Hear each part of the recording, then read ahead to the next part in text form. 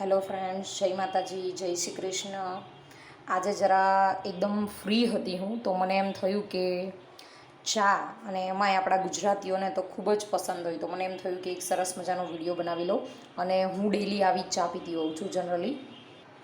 તો આ તમે જોઈ શકો છો કે આટલી વસ્તુઓનો આપણે ઉપયોગ કર્યો છે. તો ચાલો આપણે શરૂઆત કરીએ ચા બનાવવાની.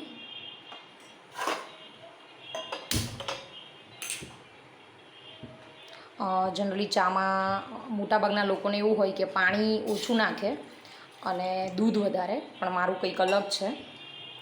પાણીને જરા ઉકળવા દઈશું. મારે જેટલી ચા બનાવવાની હોય ને એમાં દૂધ કરતાં પાણીનો ભાગ વધારે હોય. ટૂંકમાં જનરલી લોકો વધારે દૂધ યુઝ કરે અથવા તો અડધું અડધું બંને યુઝ કરે, દૂધ અને પાણી, પણ મારું કંઈક અલગ છે. જોઈએ.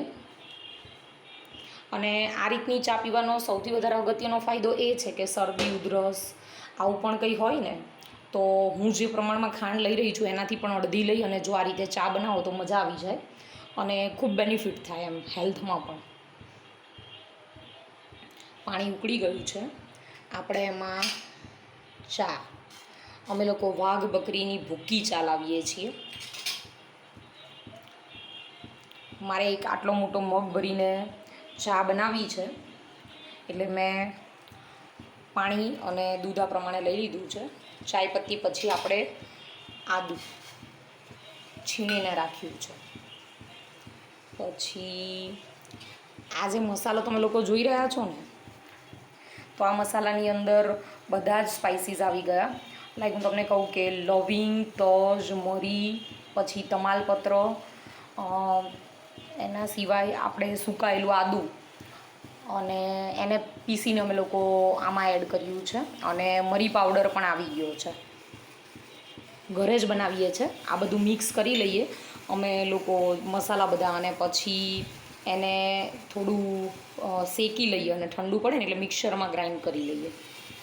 અને આના પછી તુલસી, અમે લોકો તુલસી સ્પેશિયલ ચા માટે ન તોડીએ, રોજ પાણીમાં નાખીએ, પછી એ તુલસીનો ઉપયોગ ચામાં કરી લઈએ.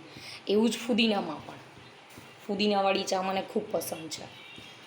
બધા સ્પાઇસીસ પણ આવી ગયા, ફુદીનો આવી ગયો અને તુલસી પણ આવી ગયા. જનરલી મેં એવું સાંભળ્યું છે કે તુલસીને ઉકાળાય નહીં, પણ અમુક વસ્તુ કેવું છે આપણને જે ભાવતું એના માટે પછી આપણે બહુ વિચાર નથી કરતા, એવું જ મારું છે.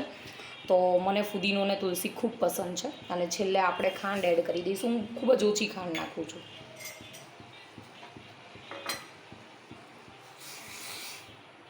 હવે આપણે દૂધ પણ એડ કરી દઈએ. બરાબર ઉકળી જાય થોડું. આપણે ગુજરાતીઓને ખ્યાલ છે કે કડક ચા પીવાના આપણે લોકો શોખીન હોઈએ છીએ. મને જનરલી કલર થોડો ડાર્ક થાય પછી જે ચા પીવી ગમે. તો હવે જરા ડાર્ક થાય ત્યાં સુધી રાહ જોઈશું 2-5 મિનિટ, અને પછી મસ્ત મજાની ચા પીએ. તું શેની રાહ જોવે છે? તને ભાવે ચા? કેવી ચા ભાવે? સ્પાઇસીસવાળી? અચ્છા, સાદી ચા ભાવે? ભાવે સાદી ચા કે આ જ ભાવે? બંને ભાવે. અચ્છા, સરસ. ચલો. અને જનરલી આપણે લોકો ચાનો મસાલો માર્કેટમાંથી તૈયાર લઈ આવતા હોય છે, પણ મેં જે રીતે ચા ઉકળે ત્યાં સુધી તમારી સાથે વાત કરું. તો જે રીતે મેં તમને વાત કરી બધા સ્પાઇસીસ બરાબર છે, તો એમાં તજનું પ્રમાણ, તજ એટલે પેલા લાકડા, એનું પ્રમાણ વધારે રાખવાનું. મરી પાવડર માટે મરી આપણે જે લઈએ એનું પ્રમાણ થોડું ઓછું, કારણ કે મરી વધારે ગરમ.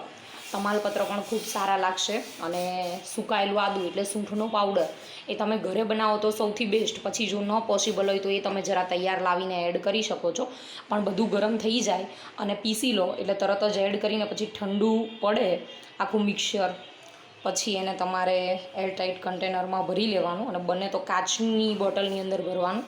લગભગ તમે 6થી 7-8 મહિના સુધી સ્ટોર કરી શકશો. લગભગ કંઈ વાંધો આવતો નથી. મારે વર્ષમાં લગભગ 2 વાર બનાવવું પડે અને આખું વર્ષ ચાલે. રોજ 1 ચમચી જેટલું યુઝ થાય, પણ ટેસ્ટ ખૂબ સારો આવે. અને ઉધરસ, શરદી એવું કંઈ હોય તો પાણીની અંદર પાણી ગરમ કરીને નાખીને ગાળીને પી લઈએ તો પણ ખૂબ સારું રહે.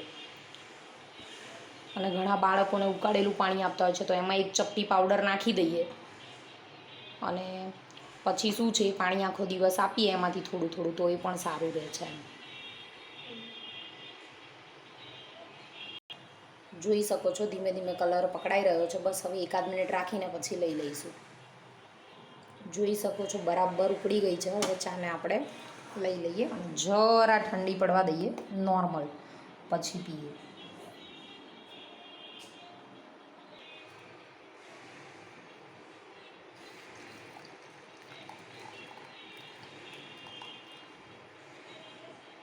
રેડી છે આપણી ચા.